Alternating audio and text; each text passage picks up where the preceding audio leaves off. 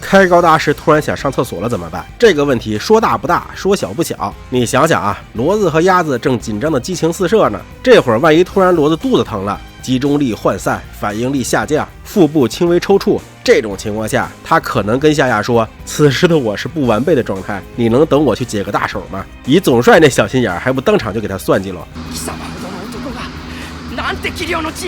更典型的例子是高达004小强被地球联军围攻时，从白天打到半夜，4个人就没挪过窝。正常来说成年男性至少是3-4个小时就要小便一次的，就算憋最多也就5-6个小时。万一再有谁前列腺有点问题，当时不得难受死？那他们是怎么解决大小便问题的呢？总不能驾驶舱里边还备一个厕所吧？那是上个世纪轰炸机的配置了，而且高达驾驶舱更类似于战斗机的驾驶舱，是没有那么大空间的。这个问题呢，其实咱们可以参考一下现实情况，也就是战斗机驾驶员的大小便解决方案。首先是出击前做好准备工作，控制饮水量，也不要吃过凉或者过辣的东西，以避免出现腹痛的情况。其次呢，是军方也给驾驶员们准备了各式各样的小工具，早些年间有简易的尿袋，以及稍微人性化一点的尿桶，这个主要是毛子那边以前用，里边呢有化学物质可以中和气味。米国那边呢则是尿包，功效与尿桶类似，但是这些小工具都有一个缺点，就是每次小便都要解开衣服，而且操作也要分心，必须在低速飞行以及安全区域才能使用，也不算太好使。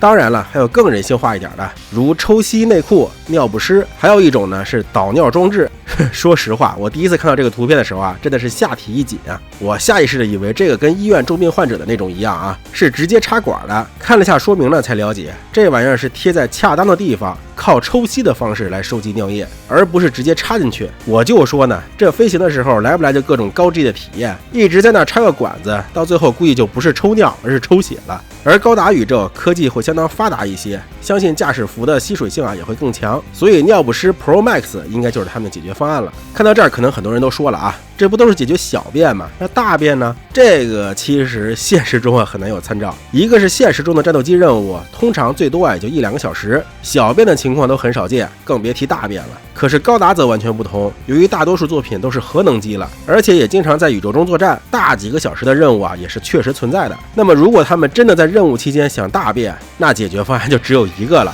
拉裤兜子。虽然这么做可能任务后会被整备班的发现，从而呢被大家当笑话看，但好歹你还能看到他们笑话你。你要是真一直憋着，导致战场上面失误过多，那你可能就直接升天了。名声和生命显然还是后者更重要吧。好了，以上就是本期的视频了，希望大家多多点赞支持，你们点赞就是我更新动力，我们下期再见。